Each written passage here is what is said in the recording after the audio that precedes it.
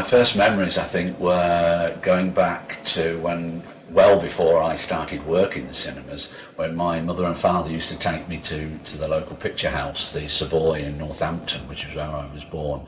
It was, I suppose, the super cinema of the town.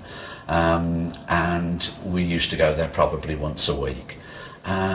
But for me, films didn't really enter into it. I couldn't tell you what I was going to see. But the thing that always held my attention was the fact that midway through the performance, there would be a 15-minute organ interlude when a Compton organ would rise up out of the floor, all illuminated. And that was the thing, I'm told, took my attention. But I realised that it was a job which I wanted to do, not being an organist, but being in cinema and being in the theatre. And when I left school at 15 years of age, I virtually went straight into the cinema, to the very cinema where I used to watch the organ. I now found myself on the end of the spotlight, shining it down on. So what was your first job? It was as a projectionist. In those days, a projection room would have, certainly in Northampton, had 6 operators, 6 projectionists, 2 chiefs, 2 seconds, and then a third operator and a probationer. And the probationer's job was to learn the trade in between making, copious amounts of cups of tea, and also running the newsreel between the Savoy Cinema in Northampton and the Gaumont Cinema, which was about half a mile away. They used to share one copy of the newsreel because film was scarce in those days. And so it was our job to run it down to the Gaumont to make sure they got it in time, wait for it to be screened there, and then run it all the way back up to the Savoy. Right, so when you first started work in the early 50s, what was the format for an evening at the evening at the cinema? It was a full show. You would go in, the place would be beautifully illuminated, the tabs would all be illuminated, there would be soft music playing, and usually the first thing that came on would be the advertisements. Then you'd probably have a cartoon, maybe even a travelogue, a 25-minute travelogue, and then of course the newsreel, because there was no television in those days, of course, so the way that people caught up with the news, what was happening in different countries, was via the Pathy, the Gaumont or the Paramount newsreels. Then house lights would come up, you would have an intermission, and then they would go down, 15-minute organ interlude, and then following the organ interlude you would go into the second feature, which was a B-class movie, probably about 80 minutes long. And then at the end of that, house lights would come up again, and you'd have the ice cream interval, and you'd have the girls spotlit in the stalls and the circle. And then when the ice cream interval had finished, down went the lights again, and you went into the feature film. So you had 3.5 hours basically of entertainment. It's amazing, isn't it? It really was like a... Some of the things I remember that stick out in my mind is that when you went to the pictures in those days, you got shown to your seat via an usherette, who actually whose job was, if it was a blockbuster of a film, whose job was to actually fill the rows up, seat by seat. And the idea being that if there was a queue outside, she could then relay to the commissionaire on the front of house how many seats she'd got, and you'd then find the commissionaire would walk down the queue shouting a double at 3 and 6 or a single at 1 and 9. But that was her job, to fill every row up. You couldn't just sit where you wanted to. And what was it like working there at that time? I mean, well, you worked, I think my wage packet was no more than £2 a week in old money, that is. And the law stated that because I was underage, because I wasn't 16 years of age, I couldn't work past 9:30 at night. So at 9:30 at night I had to finish and go home. But a day was 10 a.m. start. Now, although the pictures didn't open, although the doors didn't open until 2 a.m., 2 p.m., you had all the maintenance to do. All the light fittings had to be cleaned. If there was a bulb out, the fitting had to be lowered and a new bulb put in. And you had all the maintenance of the projectors to do.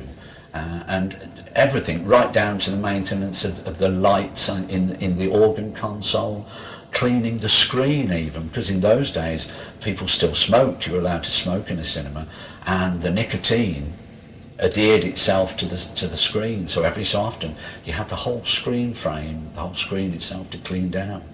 Did it feel like a glamorous job? Yes, it was. No 2 days were the same, and that I think was the beauty of it.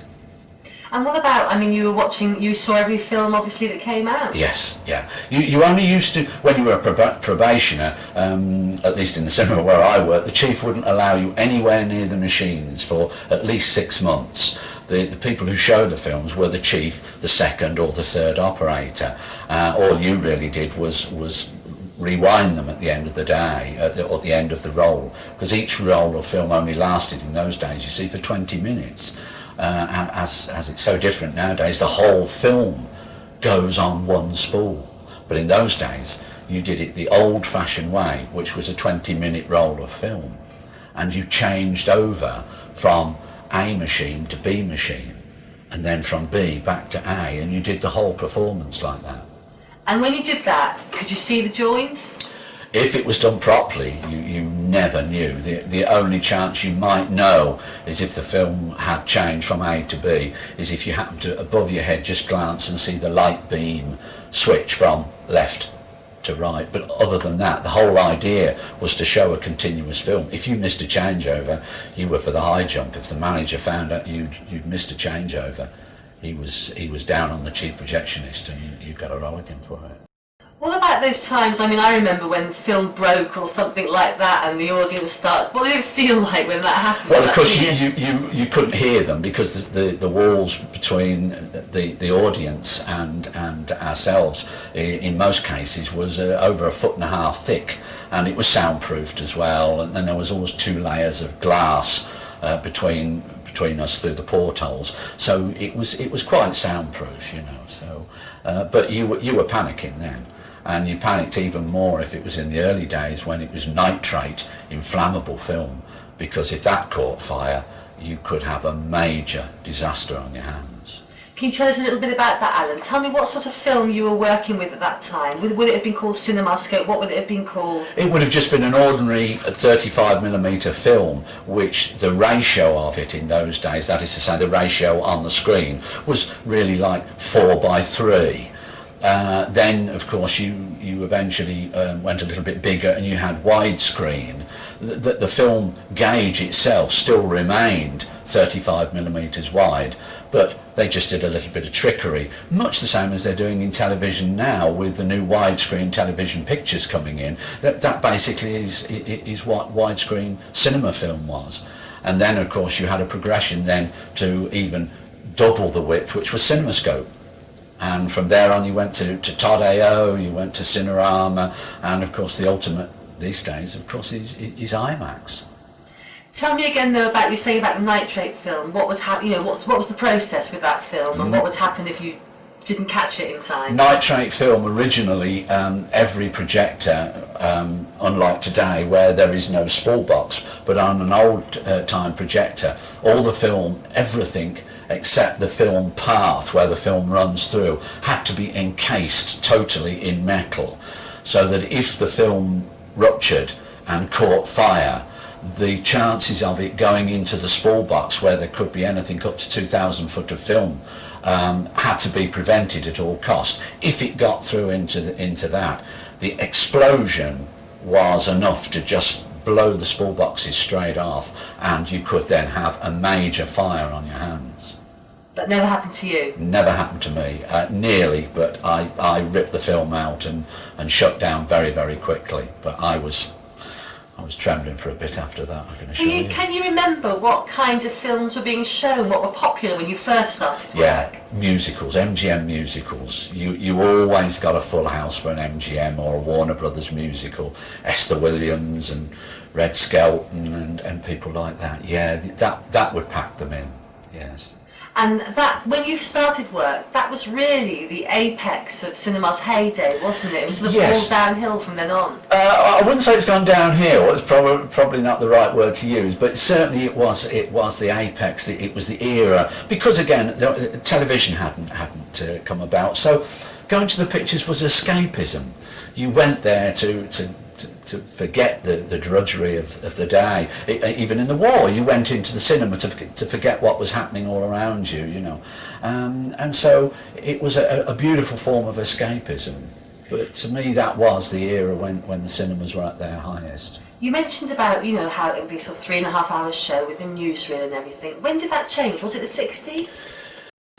Yes, I think it gradually came 60s, 70s. You see, it was an ongoing thing. Some cinemas were still showing 3 performances daily, and then CinemaScope started to come in, and the big road shows came in, things like The Nun's Story and The Robe, and so you then got 3 separate performances as opposed to continuous performances throughout the day. So yes, it was an ongoing thing. 60s and 70s, I would think, would have seen it out completely by then. Yeah. So can you tell me a little bit about how it was changing then, Alan? You know, in terms of your work. Well, in terms of our work, of course, the projectors got better. I mean, behind me now is one projector which was put in nearly all the ABC cinemas of that time. A Philips machine like this was quite modern. It was quite up to date, and they're still working now to this day. They've been modified for in some instances for today's presentation. But yes, that was one of the biggest things. And of course, the other thing that differed in the olden days, the light source for a projector was a carbon arc lamp. A huge piece of equipment that was on the back of the machine, and inside there you had 2 carbon rods, a positive and a negative, and you put, you know, positive and negative current through these 2 rods. That created quite an intense and brilliant ball of flame, and that in turn was the illuminant for the film. And so you had to keep the arcs trimmed. There was an optimum position where the rods used to have to be in relationship to the mirror, which gathered all the light together and condensed it down into the projector gate. But of course, as we went along, xenon lamps came onto the market. Carbon arcs went out, and so instead of having somebody there trimming the arc and keeping it perfectly trimmed for the optimum light, you just switched the light on, and that was it. And that is what happens now in all the modern cinemas. They're xenon lamps, and they just go on until one day they go bang, and that's it. You halt the show while you change the bulb. And does it work just as well? Yes, it does. But of course, you also have to realise that over the years, cinemas have become, shall we say, smaller.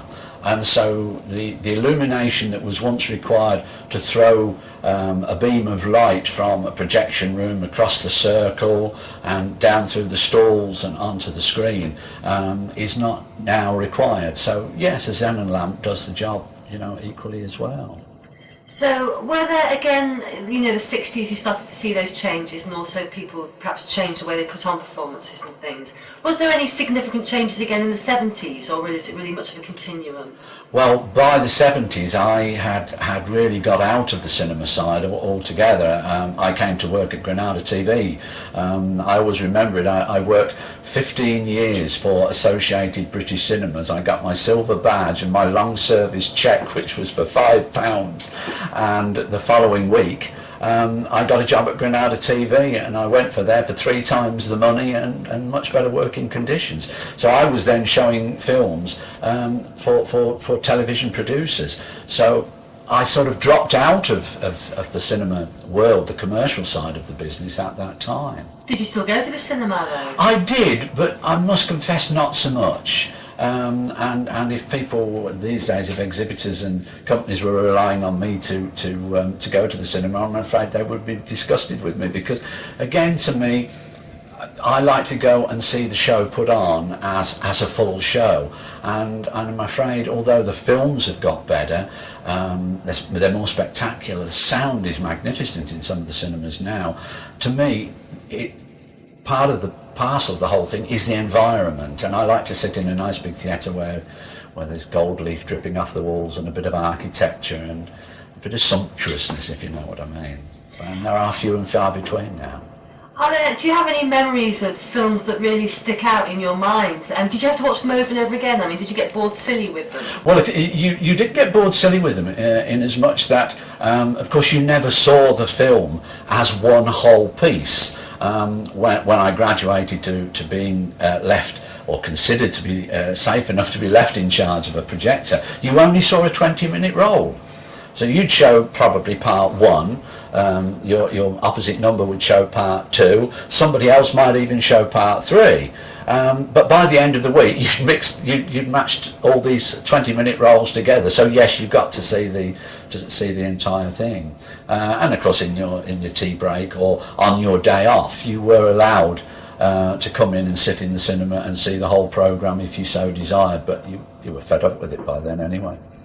And can you remember any films that really stick in your mind? Yes, any number of the MGM musicals I would love to watch, and I still do when they get shown on the television these days. But there was a gimmicky period, sort of midway between widescreen and CinemaScope coming out. There was a gimmicky period called 3D.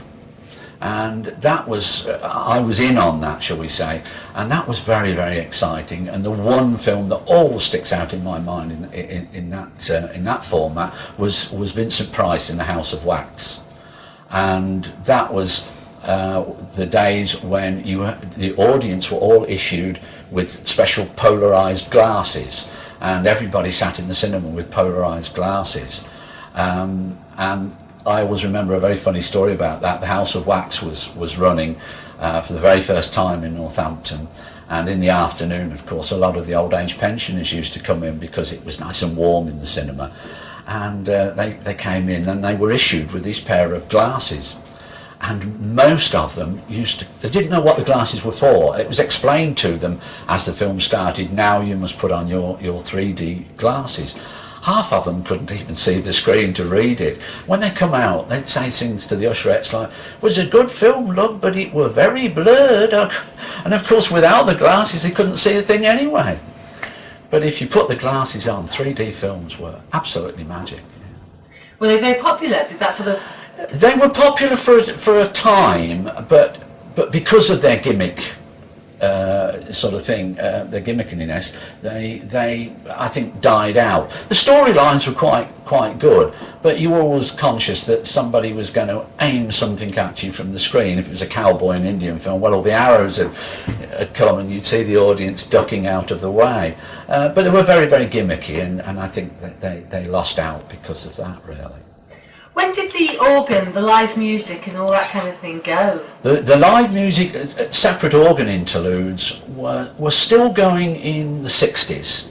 One cinema circuit, ABC, had, I think at that time, about 14 or 15 organists still playing the circuit organs. Granada still had a few, but they gradually went out in the mid-60s, only to be kind of revived when the big road shows came out later on, things like The Robe, The Nun's Story.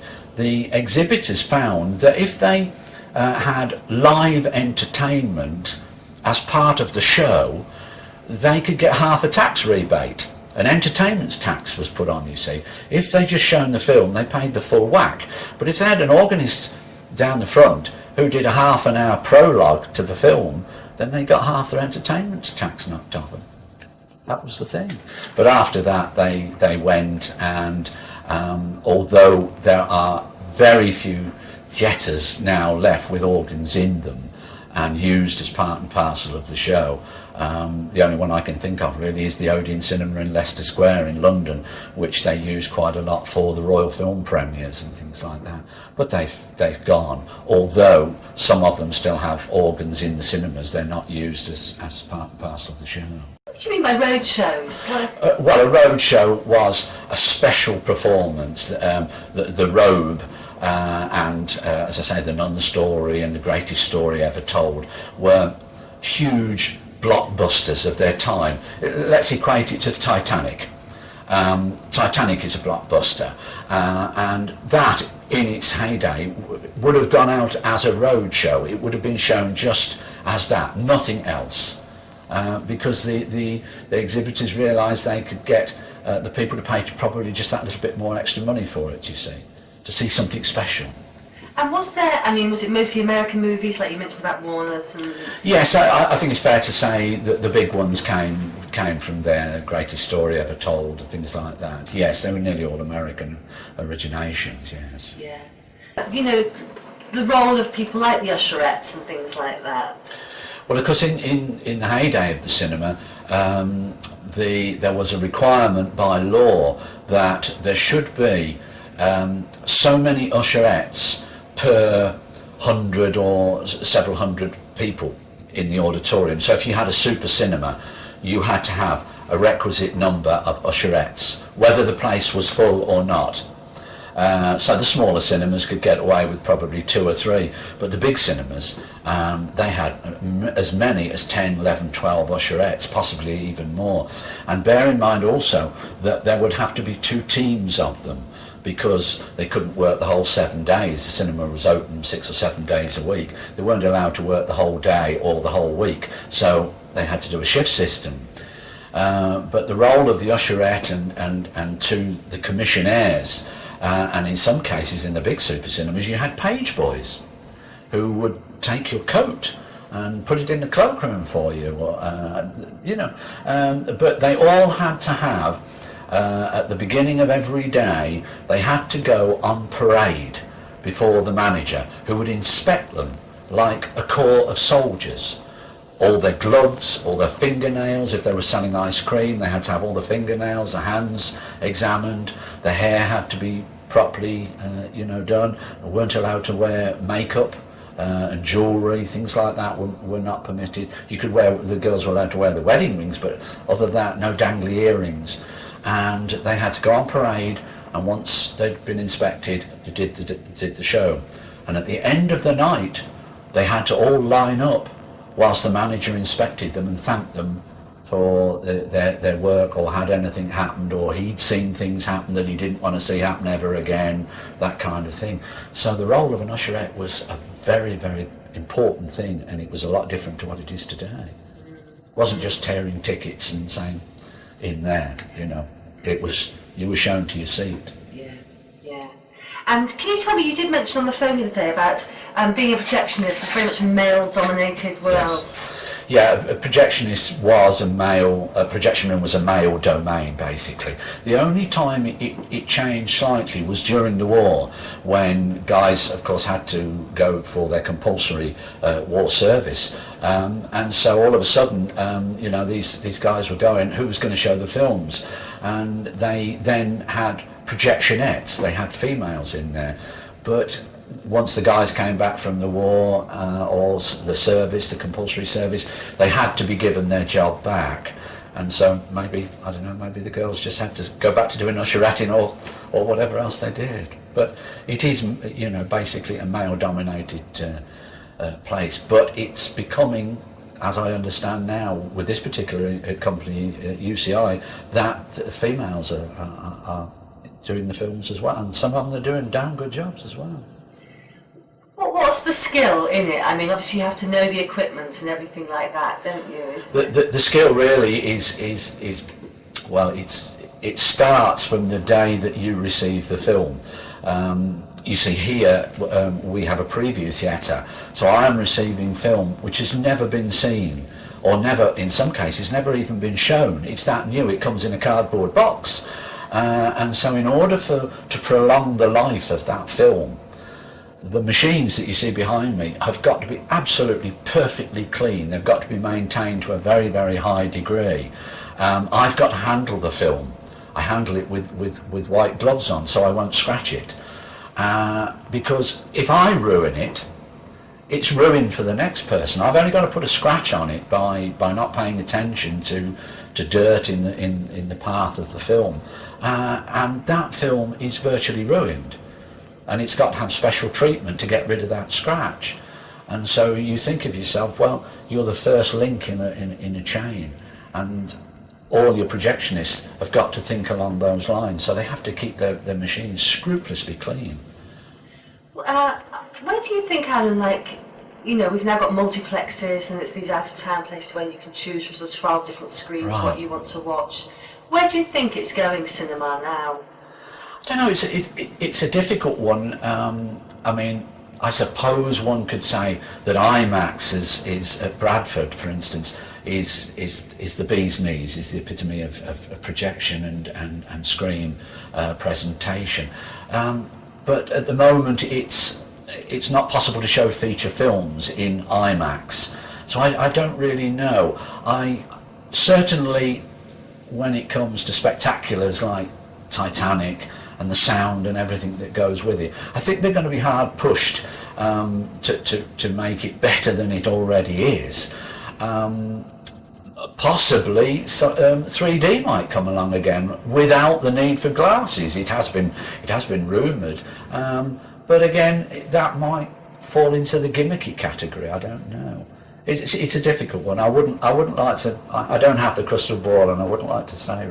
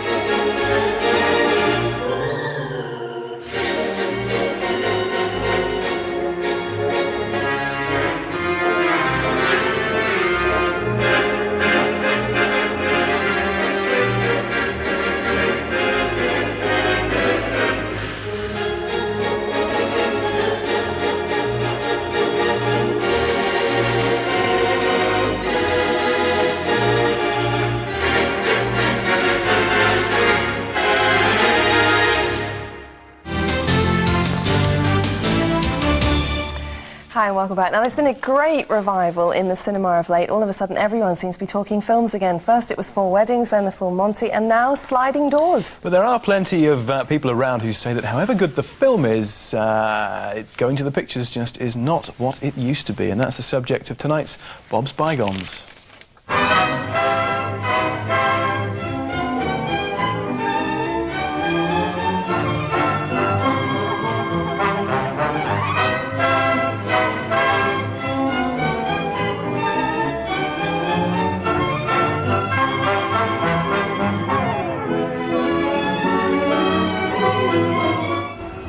This is Sale, south of Manchester, my hometown. All the towns round here, like right across the region, had several cinemas when I was a lad, and at least one of them would be known as the local flea pit. Dirty, dingy, not very nice. There was one in Sale. It wasn't this place, it was round the corner, called the Palace. This wasn't a palace, this was palatial, this was the Pyramid. Egyptian in style, wonderful inside, posh. It later became part of the Odeon chain, and later, as it is now, JFK's nightclub. And here's an interesting thought. It was the only cinema in the country to have a telephone exchange named after it. Pyramid, PYR. My first home phone number in Ashton-on-Mersey, a mile away, was Pyramid 1044.